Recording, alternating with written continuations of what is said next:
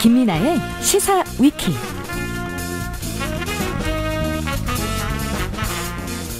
김민아 기자 어서 오시고. 안녕하세요. 시사위키 첫 번째 항목은요. 지금 워마드 계속 화제인데요. 오늘도 워마드 문제입니다.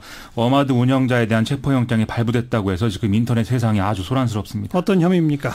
워마드 사이트에 이제 불법 이미지 등이 올라오는데 운영자가 방조를 하고 있다는 건데요.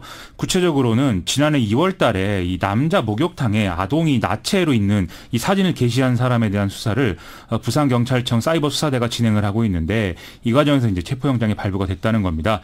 이게 바로 또 형평성 논란 이런 걸로 이어지고 있습니다. 그러니까 왜 딴 사이트는 내버려두고 워마드만 잡느냐 이거죠? 그렇습니다. 일베라든지 아니면 뭐 이 몰카 동영상들이 업로드되는 웹하드 업체라든지 이런 거에 대해서는 수사가 제대로 안 되는데 왜 워마드만 이 수사를 하느냐 뭐 이런 얘기인데요.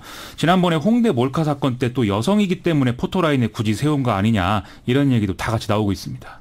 그러면 지금 검찰이나 경찰 설명은 뭐예요? 일베든 워마드든 불법 촬영물을 게시하면 수사를 해서 게시자를 검거하는 게 원칙이다라는 거고요. 일베의 경우 올 들어서 이 일베와 관련된 불법 게시물 69건을 접수를 했고 압수수색 등의 강제 수사를 통해서 53건을 검거했다라는 거고요. 하지만 워마드의 경우에는 올해 접수된 사건이 32건인데 지금까지 게시자 검거 사례가 없다 이런 얘기입니다. 왜 못 잡았대요? 이 웹사이트에 게시물이 올라오면은 이걸 잡으려면 이제 IP 주소라든지 이런 걸 확보를 해야 되거든요. 그러려면은 운영자가 서버 기록을 경찰에 넘겨줘야 되는데 뭐 일베라든지 다른 사이트의 경우에는 경찰이 뭐 게시물 삭제를 요구한다든지 또는 게시자 정보를 달라고 하면 운영자가 협조를 하는데 뭐 협조를 하지 않더라도 이제 국내에 서버가 있는 경우에 압수수색을 해서 이런 여러 가지 방식으로 수사가 가능하다 뭐 이런 얘기입니다. 근데요, 워마드는 서버가 미국에 있어요? 그렇죠. 워마드는 서버가 또 미국에 있고 그래요. 이게 또 아예 사이트 운영 방침이 경찰 수사에 협조하지 않는다는 것이어서 지금 비협조적이라는 거거든요. 예. 왜냐하면 이 사이트 자체가 남성이 저지르는 여러 가지 이제 불법적인 행위들을 그대로 이제 돌려주기 위해서 만든 그런 목적이 있기 때문에 이런 일이 있는 건데요. 그래서 이번 사건에 대해서도 운영진에 대한 체포영장 발부는 불가피하다라는 게 이 경찰의 설명입니다. 뭐 그 말을 듣고 보니까 이게 단순히 일베냐 워마드냐 그 문제는 아니네요. 이게 뭐 일베는 잡고 뭐 워마드 일베는 안 잡고 워마드는 잡고 뭐 이런 일은 이제 사안에 따라서 뭐 있을 수도 있다고 보는데요.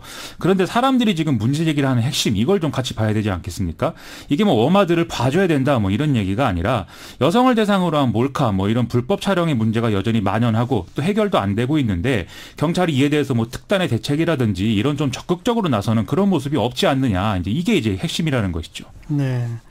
여전히 불법 동영상들 지금 계속 올라오고 있죠. 그렇습니다. 이 웹하드에 예를 들어서 동영상이 올라온다 이런 경우를 가정해 봤을 때 이게 이제 그 경찰이 웹하드 업체에 삭제와 이제 유포자 정보를 요구하고 이걸 토대로 이제 수사를 해서 검거하는 거 아니겠습니까?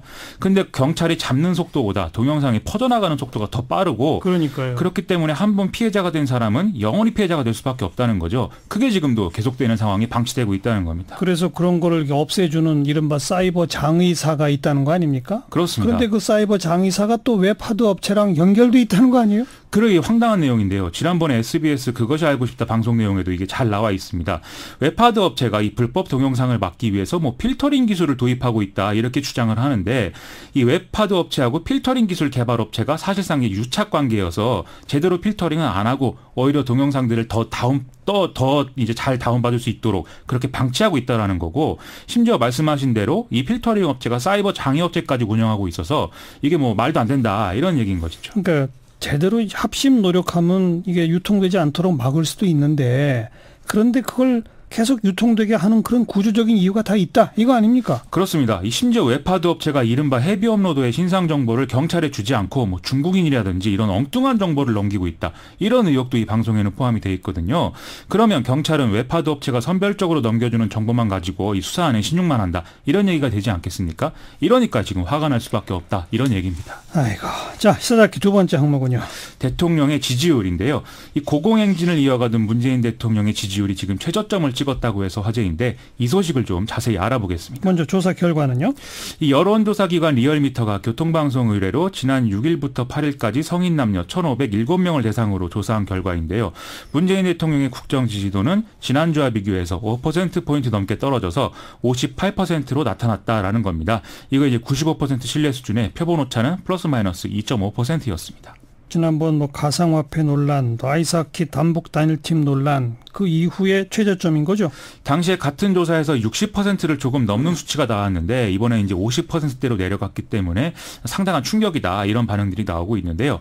문제는 그때는 이제 뭐 가상화폐, 아이스하키 남북 단일팀 이런 요인들이 있어서 이제 일시적인 그런 상황이었다고 봐야 될 것인데 예. 지금은 좀 그렇게 보이지는 않는다는 것이죠. 이 국정 지지도가 지방선거 이후에 지속적으로 하락하는 경향이 지금 뚜렷하다는 거거든요. 또 지역, 연령대, 이념 성향을 가리지 않고 대부분의 조사 대상에서 이제 지지율 하락이 컸다. 이것도 이제 좀 충격적인 대목이다. 이렇게들 보는데요. 중도층의 경우에는 지난주에 이제 62.8%였는데 56%로 떨어져서 그 중에서도 제일 두드러졌고 지역 구분으로 보면은 부산, 울산, 경남이 60.1%에서 47.2%로 하락한 게 지금 눈에 띄는 상황입니다. 결국은 충성도가 좀 낮은 지지층에서부터 빠진 거네요. 그렇습니다. 근데 뭐 이런 부분들은 좀 일견 예견됐다 이렇게도 볼 수 있는 부분인데 사실 또 70%가 넘는 이 고공 지지율이라는 게 좀 비정상적인 것이고 또 언젠가는 또 빠진다 이렇게들 보지 않았습니까? 거기다 이제 현재 50% 후반대 지지율도 뭐 국정 운영에는 크게 문제가 되는 수준은 아니다 이렇게 분석이 되는데요. 또 문재인 대통령의 대선 득표가 41% 정도 수준이었기 때문에 여전히 뭐 이 정권에 대한 기대 수준은 어느 정도 높은 수준이다 이렇게 좀 봐야 될 것 같습니다. 네. 근데 좀 눈여겨볼 대목이요. 지금 뭐 좀 경미하긴 하지만 핵심 지지층에서도 일부 흔들리는 모양새가 보인다. 이런 분석이 나온다는 겁니다. 왜 그런 분석이 나옵니까? 이게 자기가 진보라고 생각하는 계층에서도 2.9%포인트 정도의 하락폭이 나타났고 또 주요 지지 지역인 호남 지역에서 또 2.7%포인트가 빠졌다는 것이거든요. 이에 대해서 일각에서는 이제 정의당 효과를 얘기하기도 하는데요. 맞아요. 정의당은 이번 조사에서 3주째 최고치를 경신해서 14.5%의 지지율 기록을 했습니다. 이걸 종합을 해보면 문재인 대통령에게 진보적 기대를 했던 계층이 일부 이탈을 해서 뭐 정의당으로 옮겨가고 있는 현상도 있다. 이런 해석이 가능한 건데요. 여기에 대해서는 좀 노회찬 의원의 이 영향도 있겠지만 최근에 이제 뭐 우클릭 논란 이런 것도 일부는 좀 일조하지 않았는가 이런 해석이 가능합니다. 그러네요. 시사잡기 세 번째 항목은요? 여야의 특활비 사수 이 문제인데요. 어제 홍영표, 김성태 양당 원내대표가 특활비를 폐지하는 게 아니라 양성화를 하기로 합의한 게 계속 논란입니다. 더군다나 뭐 영수증과 증빙서류 이런 것들을 공개한다고는 얘기하지만 구체적인 내용은 결정을 못한 상황이라서 비난이 계속 쏟아지고 있습니다. 지금 나머지 정당들은 강하게 반발하고 있죠. 지금 뭐 오늘 일제히 비판 논평을 내놨는데요. 종합을 해보면은 이런 얘기입니다. 양당 합의는 국회의원의 특권 사수를 위한 야합이고 애초에 특활비는 뭐 투명하게 사용될 수도 없다. 이런 얘기고요. 또 특활비는 이 원내 교섭단체 중심 구조를 더 고착화시키는 그런 것이고 지난 지방선거에서 4인 선거구를 쪼갠 것과 마찬가지의 일이다. 이런 지적도 나오고 있습니다. 바른미래당의 경우에는 아예 교섭단체 상임위원장, 국회 부의장 이 몫에 특활비를 다 반납한다. 이렇게 밝히고 있습니다. 그런데 아예 이 특활비를 카드로 쓰도록 하면 어떠냐 이런 얘기도 나오네요. 이해찬 의원이 기자간담회에서 이제 여러 혈안에 대한 입장을 얘기를 하면서 영수증 처리도 믿을 수 없는 거 아니냐. 그래서 카드를 사용을 해야 언제 어디서 썼는지 내역이 확인 가능하다. 이 얘기를 했는데요. 이것도 결론적으로는 특활비를 유지하되 좀 더 투명성을 높이자는 얘기여서 좀 설왕설래가 있는 상황입니다. 네. 참. 그런데 국회 사무처는 법원 판결에도 불구하고 또 항소를 하고. 그렇죠. 계속 시간 끄기로 나가겠다는 거 아닙니까? 그런 해석들이 지금 또 나오고 있습니다.